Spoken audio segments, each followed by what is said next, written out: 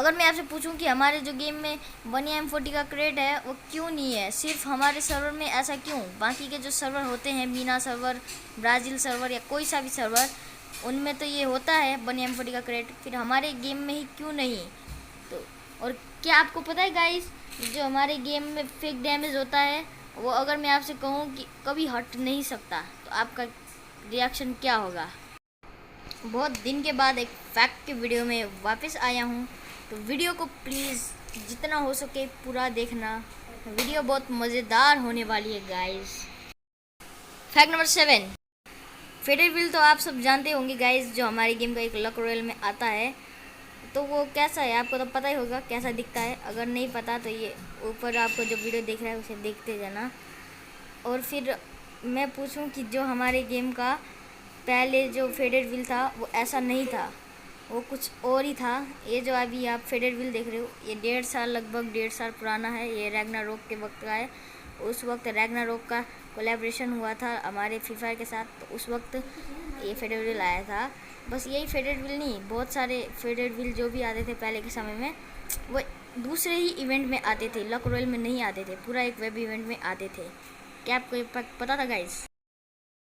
Fact number 6, अगर मैं आपसे पूछूं कि जो हमारे अपडेट आया था अभी, ये जो आने वाला है, उससे पहले जो हमारे गेम में अभी अभी का अपडेट आया था, उस अपडेट में क्या सबसे बड़ा कैरेक्टर स्किल चेंज कौन सा हुआ था? आप सब लोग कहोगे वो हुआ था अपना क्रोनो का। उसकी जो एबिलिटी है, क्रोनो एंड वुकोंग, उनकी जो एबिलिटी है उनको बहुत ज़्यादा चेंज कर दिया गया था। पर आप इस मामले में बहुत ज़्यादा गलत हो। जो सबसे बड़ा एबिलिटी चेंज करा गया था कैरेक्टर स्किल को, वो था अपने रफाइल को। उसका जो एक्टिव स्किल था, कैरेक्टर स्किल, वो चेंज करके पैसिव स्किल कर दिया गया। बहुत नाइंसाफ़ी हो गई ना हमारे बेचारे रफाइल के साथ। फैक्ट नंबर 6, हमारे गेम में एक ड्रैगन आया था बहुत पुराने वक्त में, 1.5 साल पुराने वक्त में एक बहुत पुराना ड्रैगन था। उस वक्त में ड्रैगन आया था। वो जो ड्रैगन था कुछ समय के बाद हमारे गेम से रिमूव हो गया था। वो जो ड्रैगन था, वो ड्रैगन पीक के ऊपर के एक साइन बोर्ड होता है ना, उधर से जाता था। तो वो क्यों रिमूव हो गया? तो बहुत लोग कहते हैं कि वो आवाज़ करता था बहुत ज़ोर का, जिससे लोग डर जाते थे। रैंक पुश जो साइन बोर्ड चढ़ने वक्त बहुत लोग, उसकी जो आवाज़ थी वो आवाज़ बहुत ज़्यादा बड़ी थी, जिससे लोग डर के गिर जाते थे और उनका रैंक पुश था वो सब मिट्टी में मिल जाता था।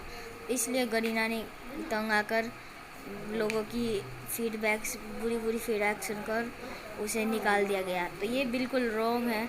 रियल में जो था वो एक इलाइट पास, ड्रैगन के थीम का इलाइट पास था।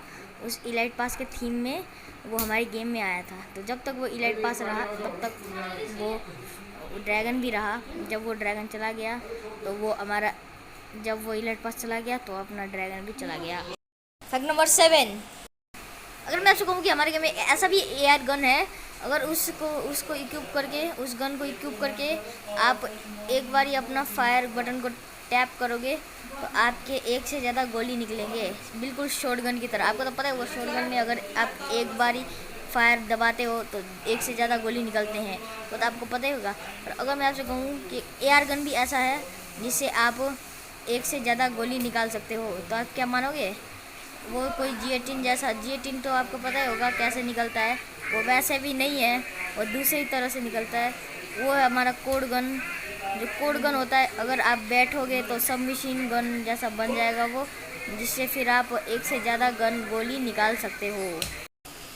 फैक्ट नंबर 3, अगर मैं आपसे पूछूं कि अगर आप कोई भी इलाइट पास लेते तो आपको इलाइट पास में एक मेल बंडल या एक फीमेल बंडल आपको कितना मिलेंगे? एक ही बारी मिलेगा। तो अगर मैं आपसे कहूँ कि एक ऐसा भी बंदा है जिसके पास सेकंड इलाइट, कोई सा भी ऐसा इलाइट है जो एक से ज़्यादा बार है उसके अकाउंट में, एक वो इक्विप भी कर सकता, लगा भी सकता है, और दूसरा वो उसके बंडल के सेक्शन में भी है और सारे। पर ये कैसे पॉसिबल है? क्योंकि इलाइट पास में तो सिर्फ एक ही बंडल निकलता है, वो है अपना RD33 इंसान है, पता नहीं कौन इंसान है क्या है। इसका जो अकाउंट को अगर आप इसका जो प्रोफाइल को ओपन करोगे तो सिर्फ एक ही इलाइट पास इसे खेला हुआ दिखाएगा। इसने एक वीडियो डाली थी जिसने इसमें अपना कलेक्शन दिखाया था। वो इसके जो प्रोफाइल था उसमें सिर्फ एक ही रेड बार दिखा रहा था, जिसमें उसने 10,000 लगभग समथिंग उतने ही बैच खरीदे थे।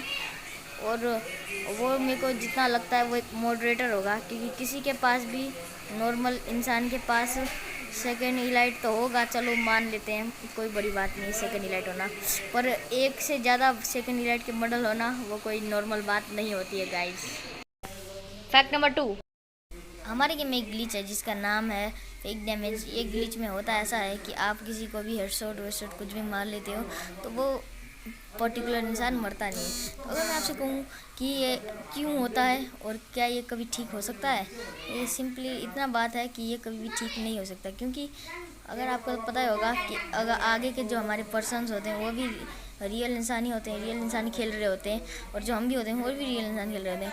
तो अब गरीना को एक गेम है, जो गेम अगर उस गेम को आपको दिखाना पड़ेगा कि आगे का बंदा जो कर रहा है वो तो आपको भी दिखाना पड़ेगा, तो ये थोड़ा मुश्किल हो जाएगा, दिखाने में थोड़ा लेट हो जाता है कभी कभी।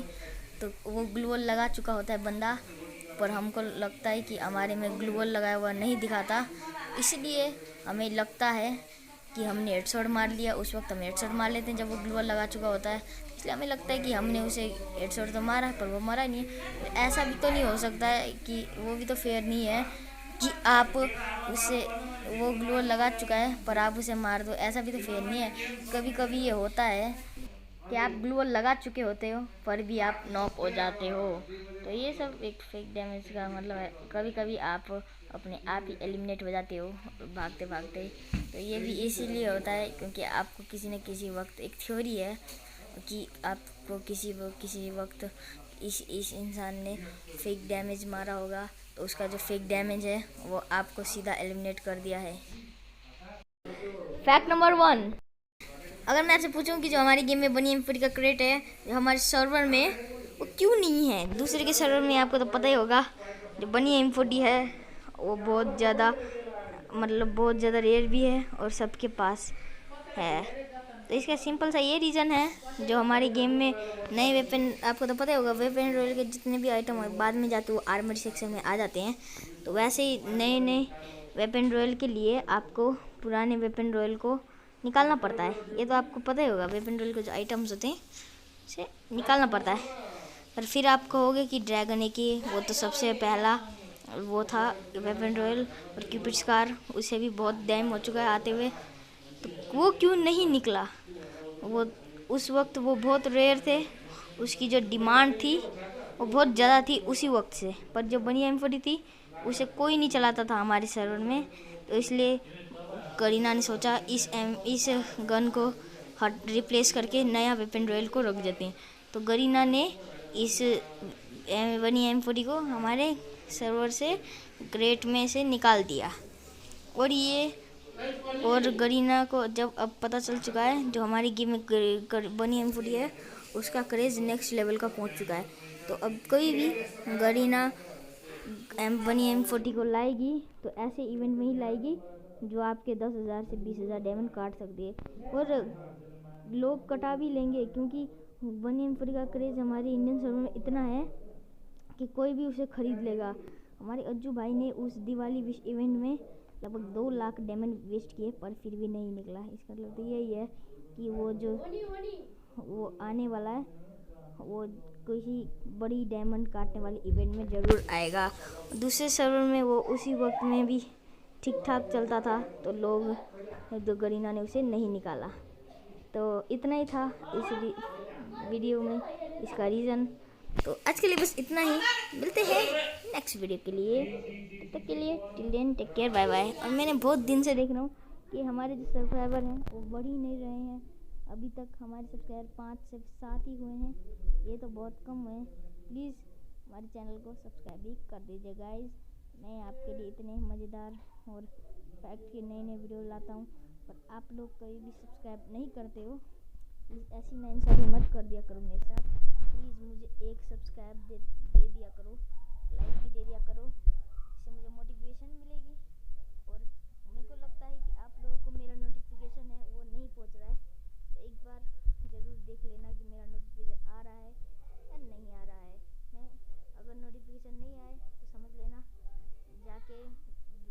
में जाके खुद देख लेना।